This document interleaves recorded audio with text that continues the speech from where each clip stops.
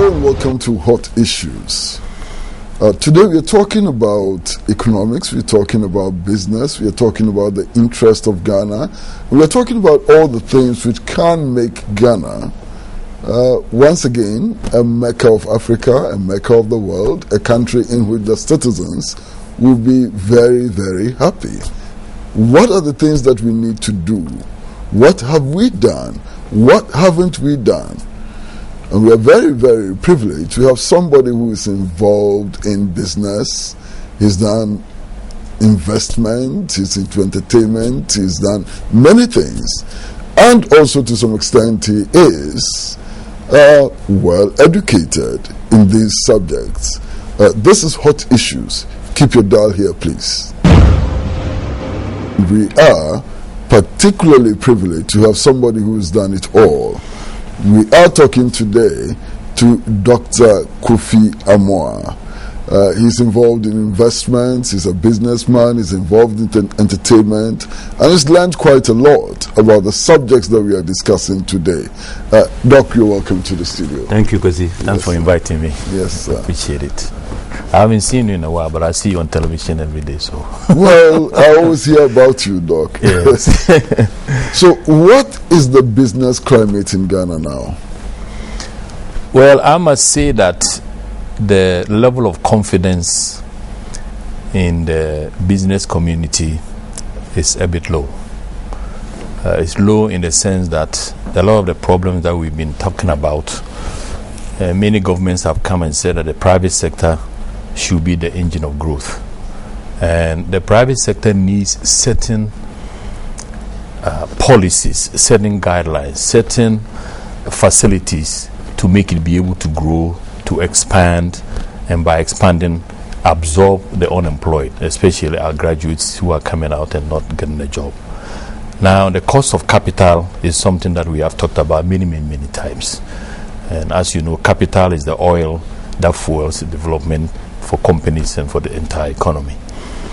I also think that the level of imports that are coming into the country is acting against the interests of developing a beginning private sector companies. As you know, in every endeavor, you learn to a certain level by your own mistakes, and learning by doing, and then you get better. And as you get better, then you can compete domestically, and you can compete on the international platform. And I think a lot of private sector partners have been calling our governments, not just this particular one, but various governments, that they need to understand that for a country like Ghana, colonized for so many years, now coming out of the shadow to try to be ourselves, we need our policy to help guide what kind of imports can come in here and what can we do for ourselves, what are the low-hanging fruits. And so I think the confidence in the private sector, unfortunately, is low. Now you talk about the cost of capital. Now for people like us who don't know, what is capital and why should it have a cost? Well, capital in short is money. It can also come in the form of human capital, resources. When we say capital, is the ingredients that you need for a business to function. You need to have a space where the people will stay. You need to hire employees, buy paper and pencil, telecommunications. All these things are reflected in what we call capital. Without that, it becomes difficult to move the business. Now, it's when you look at other countries that have developed who were in the same situation with us. As you know, after our independence, it's been said so many times, it became a cliche. The GDP per capita of Ghana was higher than Malaysia, higher than Taiwan and Singapore and all these countries. Some of them were also colonized. They were down there with us. Somehow they have found a way to get up from their bootstraps, and now they have become big economies, exporting things all over the world. And we are still down there with the mass unemployment of not just our human beings, but mass unemployment of our land resources. And Mr. Pratt, for me, if you look at economic development, it's nothing more than starting with what God gave you. Every nation starts with that, and then you scale up. And for me, we have had one good example, cocoa, for instance. If you look at cocoa during the Nkrumah time, there was an intelligent government policy to support these small farmers who were asked to go into the bush. They were given the seeds. Government made sure that the seeds were the proper seeds. They were given extension officers to advise them, to show them what to plant, how to plant, how to harvest it, how to dry it. They were given the jute bags, nicely labeled Ghana cocoa, to put the cocoa in there. They were given purchasing outlets. Take your cocoa here. When you go there, it will be bought and you'll be paid right away. That's intelligent. It gives them confidence that this year I took my thing there, they bought, they paid me right away, so I can expand my farm. I can bring more hands, hire more people, and make the farm bigger. And to top it off, we had the sophisticated people who would then negotiate on behalf of Ghana to sell this cocoa in the international market.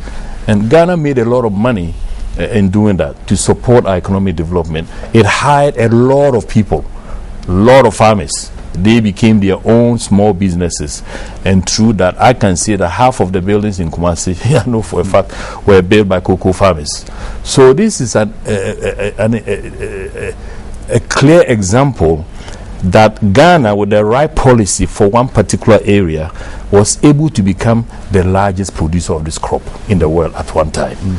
Not only that, not just the volume, but even the quality.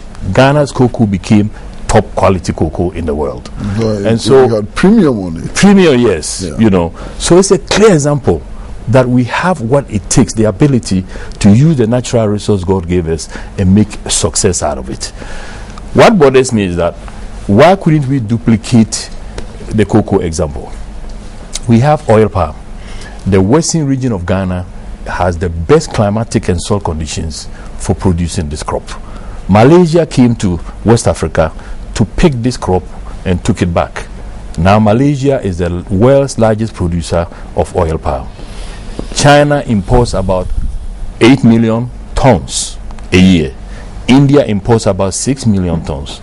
Ghana, I think we produce 50,000 tons, and we are not even self-sufficient. We import about 25,000 tons of oil palm every year.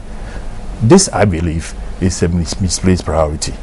Now, maize, for instance, I know that the central region of Ghana, a lot of studies have been done, has better climatic soil conditions than in Brazil. But the yield in Brazil is 12 times what we get here. So basically, what I think the realization we have come to now is that we have certain natural resources, our human capital and our land resources, that if we combine these two with a support structure of government, we must be able to develop a strong economy. We'll dwell on the policy issues, a lot more. But you spoke about cost of capital. What is it? Okay. Is it how much you pay when you borrow money? Is it the cost of equipment? What is it that is cost of capital? Cost of capital is interest that you pay. Somebody has put their money in a bank to save it. In most cases, the bank will say that we'll pay you 4% interest, 5% interest. So it costs the bank some amount of money to get these deposits into their coffers. So if you and I will go there to borrow, then they have to charge us for the use of that money, so that they can also pay back the deposit, that the interest that they are charging. Now, the cost can be engineered by government policy. If government says that capital is important for developing our economy, and therefore we will restrain this interest charge going up, you can peg it. In the United States, they had a ceiling as to how much interest the banks could pay savers. Cheap. It was like 3%. And then they had a ceiling as how much the banks could charge the business people who are coming in there. So you know clearly that there's a realization that this particular ingredient is key for expansion. So the cost is the interest that the banks will charge you when you go and borrow. Now, if you talk about regulating the interest, Isn't there a contradiction between the concept which says that the private sector should be the engine of growth, the concept of liberalization and so on, and regulation? You know, because if you're talking about deregulation, if you're talking about liberalism and so on, the idea is that market forces ought to be able to determine interest rates, profit margins, and so on. Isn't there an obvious contradiction? There is a contradiction, and for me, that is where Ghana has to do a serious thinking. I don't think that the neoliberal economic theories and that is being advanced by the World Bank and the so-called rich countries to Ghana and to the other African countries is something that we should be looking at. If you look at the history of all these countries who were down there with us, who are now big and left us there, they use protectionist policies to protect their markets. They use financial intermediation strategies to put their banks on a short leash. That the next 5-10 years we are doing maximization of agriculture, and that they can see that 40-50% of your lending will go to this sector. There's a way to have the market assist. We don't want to have completely 100% regulated economy, but I think if we also say that where we are now, we should practice liberal economics and have the cost of capital be what the banks think it should be. You and I know that every year the banks in Ghana make record profits every single year. There's nothing wrong with that, but we should see a concomitant results in growing businesses who are then expanding and employing our people and the graduates. So if our banks are making record profits, but our economy is not growing, businesses are not growing, we don't have manufacturing, then the way the banks are making their money is not helpful to developing our economy.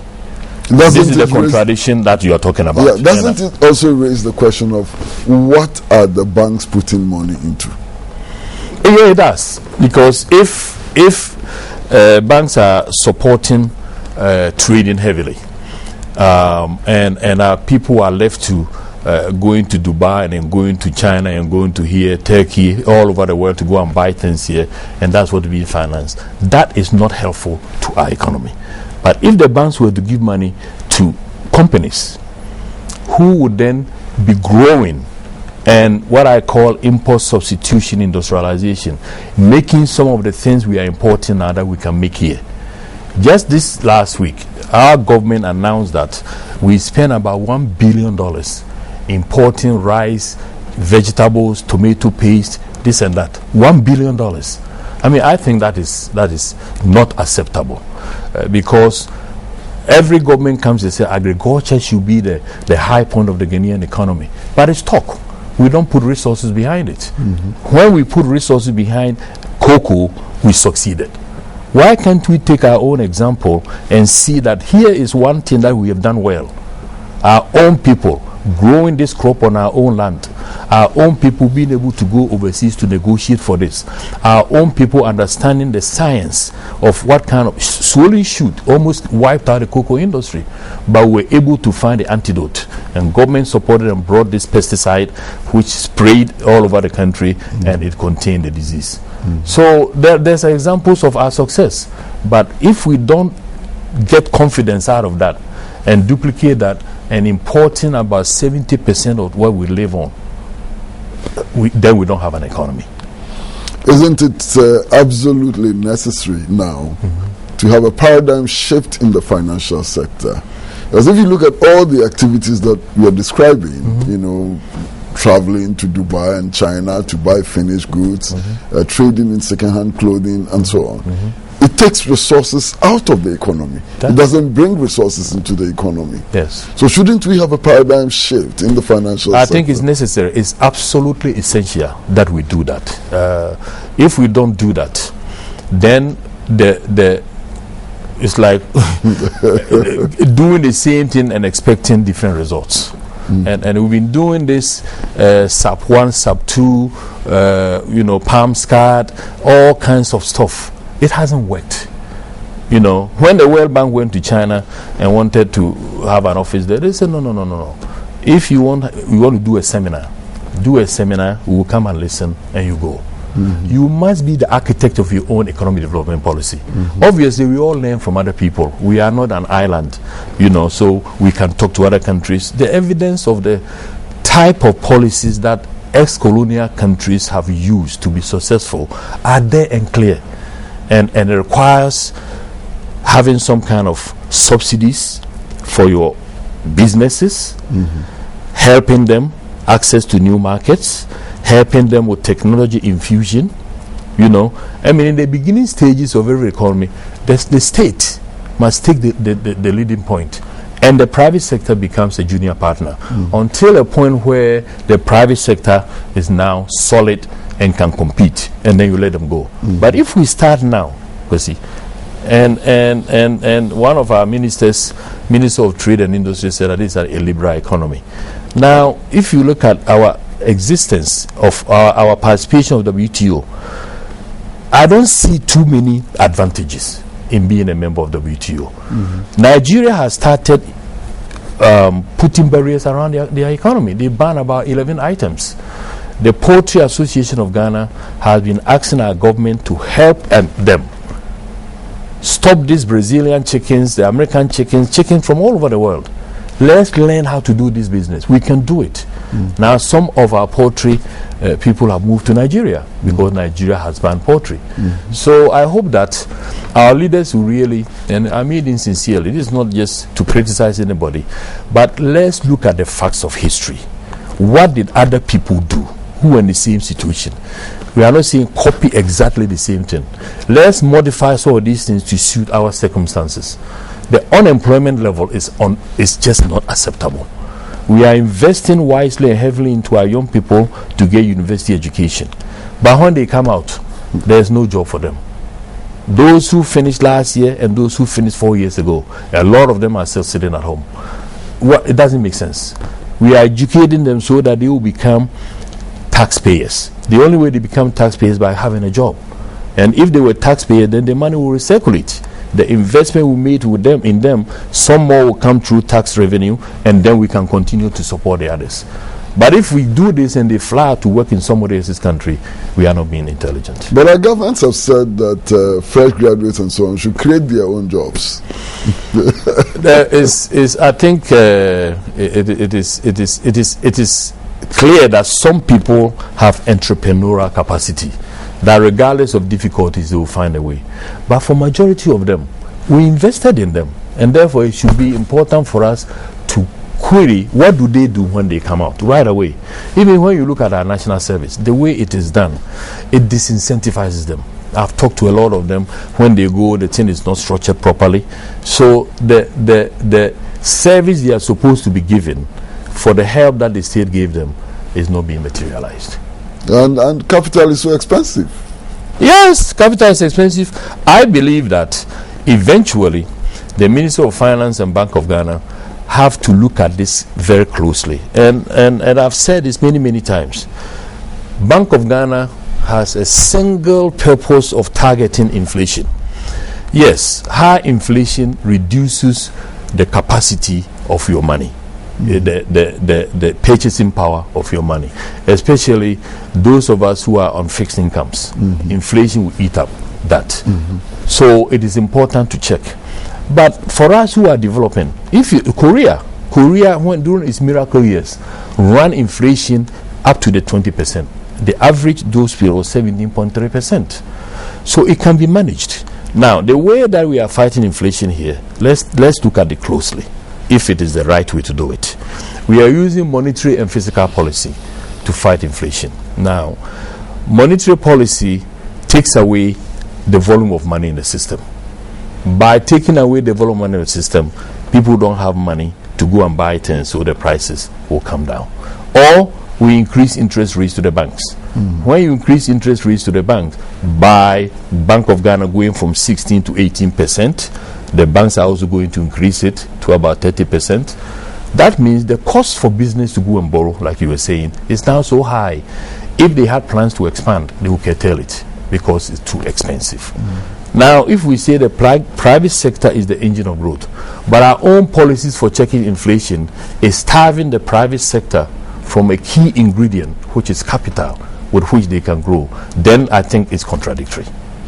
So we're going to take a short break here, and when we come back, I'd like us to return to cocoa and some of the primary products that we export and how the whole international arrangement impacts on those transactions. So we're taking a short break. This is Hot Issues.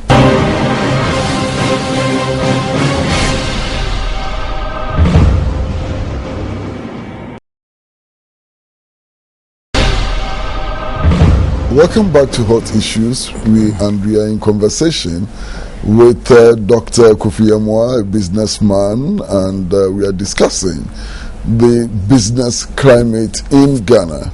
And we spoke a lot about cocoa in the first segment. Now, the problem with cocoa is that the more we produce, the less we earn. I mean, the history shows that we produce more, there's a glut on the world market, and prices come tumbling down. What should we do about cocoa? Well, I mean, at this point, we should have been able to leverage our cocoa beans into other finished products. You know, I think we are processing about 40 to close to 50% of our cocoa beans in Ghana, so we are doing a bit better. So you have the cocoa powder, the cocoa cake, you know, and I think eventually we must escalate that to close to 100%, because then the true value, the final real value, is in the semi-finished and finished products. We are selling just the raw beans. Last year I went to China, and there's this gentleman who has a cocoa factory there, and he imports all his cocoa beans from Ghana. So I went there, and he opened his warehouse, Ghana cocoa, all over the place. He has 3 shifts. Simple process of taking the cocoa from one end and the cocoa powder and the cocoa cake coming from another end, that he exports for much higher value to Europe for the chocolate makers and all of that. So if we want to benefit tremendously from our cocoa sector, then I think scaling up more to more and more manufacturing to better and higher semi-finished and finished products, I think we can retain greater portion of the value. But even if the price is coming down, Mr. Pratt, we are still doing something. We are still making some money. We still have quite a few of our citizens employed in this sector. So it is beneficial for us to begin to duplicate some of these things. The unemployment is not acceptable. Everybody, these all young people, I am the son of a cocoa farmer, and it's when I look back, it was a great life, you know. But all these young people, because there's no support for agricultural development, which is what they can do in there, they are all moving to the city centers, chasing unavailable jobs. And they have been reduced to food merchants on the streets, selling items made in somebody else's country. Now that means that we are producing jobs in somebody else's country by constantly buying these things that they have made. So yes, I think the cocoa producers have an association, but you know, because there are so many countries, if we were a major one, you know, you can shelter some of these things and release them into the market as scarcity comes in. But right now, this is what we have to deal with.